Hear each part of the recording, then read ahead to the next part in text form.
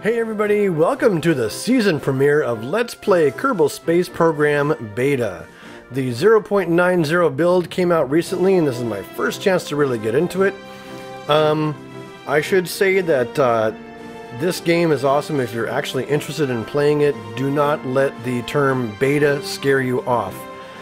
This game is highly polished, highly complete, highly playable, and lots of fun. So you really don't expect any problems with it. In all the previous builds that were called alpha builds, actually, Squad did a really good job of sort of doing iterative development where each feature that came out was feature complete and added to the game in a substantial way. In beta, all the major features are in. They're not adding any more major features that I'm aware of. All that they need to do at this point is begin adding content as they get close to the full release of the game. But like I said, do not be afraid of getting this game if you don't have it already. It's available on Steam. It's really affordable, and you will get hours and hours and hours of entertainment out of it. So I'm going to start off a new career game.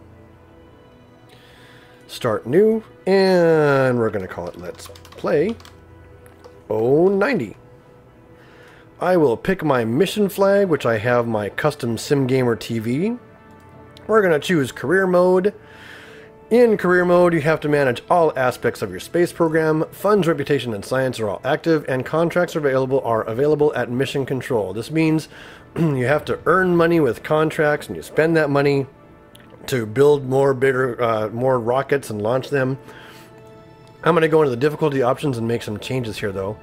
I'm going to turn off this option. So with this off, if I lose a crew member to one of my missions, they're not going to respawn. He's lost forever.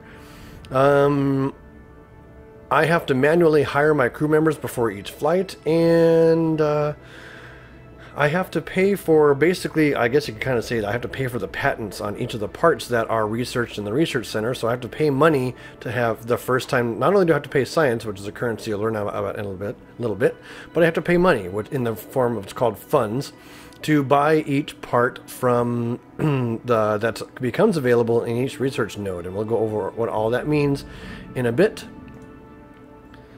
So let's get this started. Alright, so I'm pulling this out from behind my portrait so we can see what it says. Welcome to the Space Center, says Gene Kerman. Nice to meet you. I'm Gene Kerman, Flight Director, and your guide to this quick introduction. This is the Space Center. From here you can manage all aspects of the space program. Feel free to have a look around. And you can read the rest of it on your own time. Thanks, I've got it. So this is the Space Center. It's nothing much to look at right now. People who have seen the previous versions of my Let's Plays in this game, Kerbal Space Program, are probably recognizing that all these buildings look much simpler than the buildings they're used to from previous series. Well, part of managing your space program is you start off with a very basic space center. We have a dirt runway, we have a simple poured concrete launch pad, we have a rather small vehicle assembly bay. So one of the things we need to do in order to get more capabilities as we go on is buy building upgrades. So for those of you that are old hats to my Let's Play career modes before, forget most of what you've seen because things are way different now. There are some similarities and you'll be able to pick those out, but essentially a lot of the stuff that we took for granted is no longer available until we upgrade ourselves to that point. So the first thing I'm going to do is I'm going to jump into the mission control here with Gene Kerman. And this is where we pick up contracts. Contracts are important for making money. Launching a rocket, every single time you launch it, costs money for all the parts that you put in, all the fuel and stuff like that. So we need to have a steady stream of income to offset those costs. And this is where we get the jobs that pay us the money. So in here, because of the level of mission control that we have right now, we can only have a maximum of 2 contracts. So I'm going to go ahead and pick up the 2 easiest contracts here. Launch a new vessel. We want you to launch a vessel to officially start off the space program. And they'll give us a little bit of a cash advance and some more money when we complete it, as well as some science and some reputation. And all these 3 currencies will become really useful for us later on. So we'll accept that contract. The next contract I'm going to accept is set an altitude record of 5,000 meters. We want you to launch a new vessel to set a new altitude record of 5,000 meters. And they'll give us a small cash advance and once again some funds and some reputation on completion of that particular contract. And now we have the 2 contracts that we can have, so we can't accept any more. We have to make do with what we've got in our active contracts right here. So let's head back to the Space Center. Now the next step in this is to go to the vehicle assembly building and build ourselves a rocket that's capable of completing this contract. So this is the vehicle assembly building right here. And if we pull up some information on the craft stats, this gives us information about our craft. Right now we don't have anything, we're still building it. But we have a maximum mass and we have a maximum size that we can build against. And this is also going to be upgraded over time as we upgrade each building with new capabilities. So let's see what Werner von Kerman has to say. He says, "Hello, I'm Werner von Kerman. Ooh. Chief Rocketry Officer. This is the vehicle assembly building. Here is where we build spacecraft and later roll them out to the launch pad for flight. Pretty impressive, isn't it? You can read the rest on your own. And there are tutorials on how to do all this kind of stuff in the game, so it's actually really nice and complete that way. A lot of this stuff probably hidden behind my portrait are all the different parts that we have available. In fact, if we exit here and go into the research and development area, we can actually see this is where we spend our science. And so we need to earn science to unlock new parts. We have this, this is our basic start node. It's already researched, and we have a handful of parts that are available. So these are all the parts that we have. We have a command pod, a liquid fuel engine, a solid fuel booster, a fuel tank, a girder segment, an antenna, and a parachute. So just the bare minimum that we need to launch our first rocket. As we gain science, we can unlock new research nodes. This one costs 5 science. That allows us access to additional parts. Not enough science for that.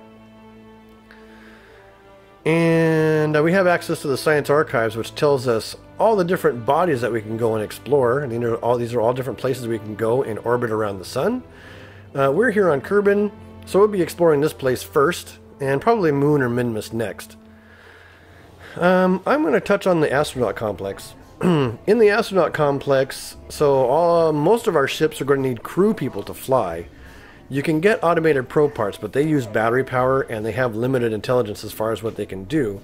So usually we have a crew person to handle it. There are 3 different kinds of crew people. There are pilots, engineers, and scientists. And each of these guys give you different bonuses. So for those people who have played the game before and are used to things like the stabilization system, SAS, and other things like that, you can't use SAS unless you have a pilot on board. Scientists give you bonus science return.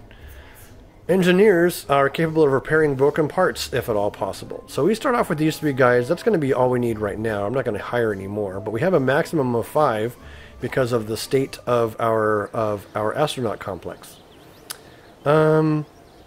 That's the administration building, where we can actually have some different strategies and stuff. Worry about those later. This is the tracking station that tracks all flights currently in progress. So let's go ahead and work on these contracts we have. Here they are. Launch a new vessel and achieve an altitude of 5,000 meters. The first thing we want to do is build ourselves a rocket. Like I said, that's capable of doing that. And I'm going to pull out this command pod from behind my portrait. These are all the parts are hidden up here. So this is our basic command pod. That's it. That's what our guy's going to be riding in. And anyone remember way back when they were a kid and they did, I had those model rockets that were always available in the store? I did some model rocketry once upon a time. So that's what I'm going to name this first series, Estes. It's going to be the first series based on this cockpit. So anytime I fly this cockpit, I think I'll call it the Estes series. This is the Estes 1. So building a rocket is just sort of gluing things together.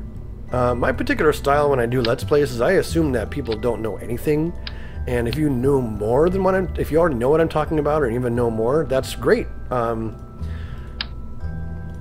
But I'm expecting that people might be seeing this, anyone seeing this might be seeing this for the very first time. So what I just did is I grabbed parts, and they automatically, like, you have these little green balls here that allow you to attach parts to each other automatically, and just sort of stacked up myself a rocket using a command pod, a fuel tank, this has liquid fuel and oxidizer in it, and a rocket engine. And one other thing we're going to need is a parachute to help us come down safely. And I'm going to maximize the amount of science I get by sticking antenna on the side. So there's a new set of tools which are probably hidden behind my thing here, but one of them you can click on is the rotate tool.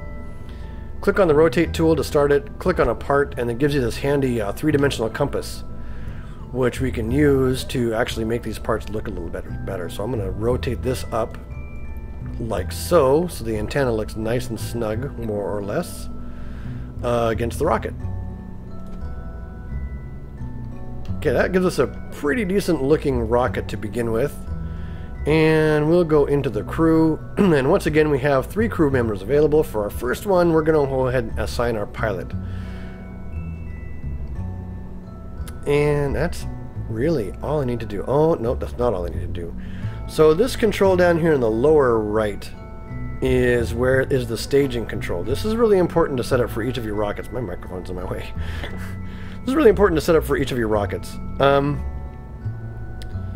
What's going to happen is each of these stages, like this is a single stage, stage 0. So both of these parts are going to activate at the same time, and that's problematic because it means we're firing off the rocket engine at the same time as we're activating the parachute.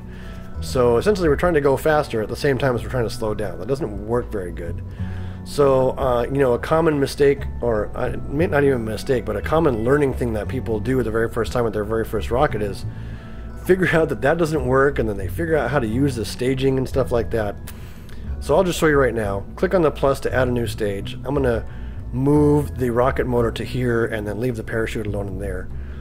Your stages always count down from the highest stage number to the lowest. So the very first stage, the very first thing that's going to occur is the rocket motor is going to turn on.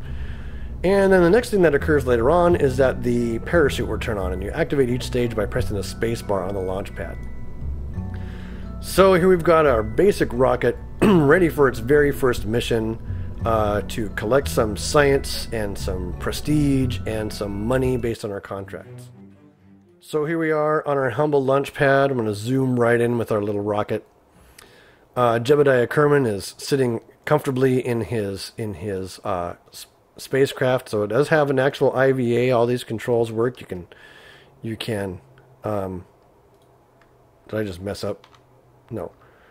You can adjust the throttle and things like that. A little window you can see out. Here's our external view. When you right click on each of these parts, you can actually have different options on being able to do stuff. Like we can deploy the parachute, we can do a bunch of things here, we can take a look at the fuel, we can activate or deactivate this engine. So I'm going to right click on my command pod, and I'm going to click on crew report. This is one of the ways in which we gain science. Science is one of those currencies that we need to unlock more parts. So we're going to do a crew report right here on the launch pad. And it's not terribly exciting. We gained a little bit of science, but we will take that information and transmit it. That used up a bunch of our available battery. But we made a little bit of science from that. Just Jeb saying, yeah, everything seems to be working fine. Now we can have Jeb get out of the cockpit and stand on the ladder here. So he's just sort of hanging precariously off the rocket. And if you right-click on him, you can have him do things, depending on where he is, and what upgraded building capabilities you've researched. So Jebediah he can do an EVA report, so we'll have him talk about his experiences on his extravehicular activity. And he says this is a most precarious situation, so we're going to keep that information and go back inside the rocket. So Jeb has actually done a couple of things to give us some more information about our very first launch. I think at this point we're actually ready to get this vessel underway, so I'm going to throttle down to about 33% and tap the space bar to initiate the first stage, this one right here. So you can see it highlighted. The engine kicks off, and then second stage, or stage 1, which is the first stage, and stage 0 is the last stage. So let's get this thing flying up.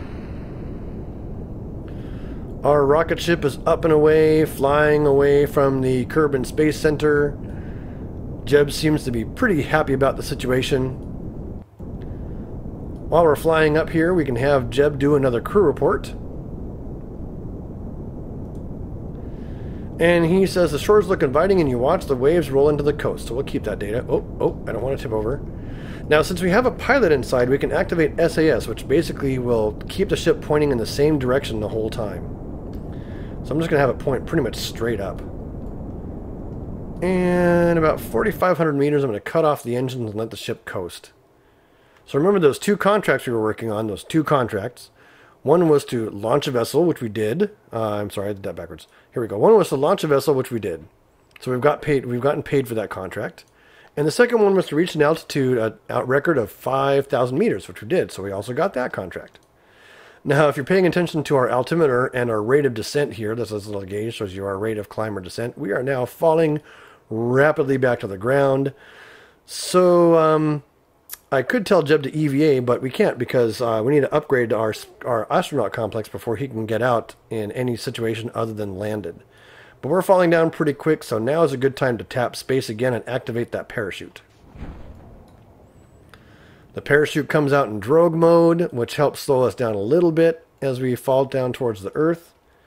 Or to the planet Kerbal, I should say, which is the home of the Kerbals. At 500 meters, our parachute will deploy. Bingo. Okay, we're coming down for a pretty safe landing. 10 meters per second is actually still pretty fast. So if I let this craft hit the ground at 10 meters per second, we're going to end up destroying this very expensive engine bell. And in career mode, money is key, and I want to keep every penny that I reasonably can. So I'm going to have to find a way to keep that engine bell alive when we get closer to the ground. Luckily, I've saved some fuel.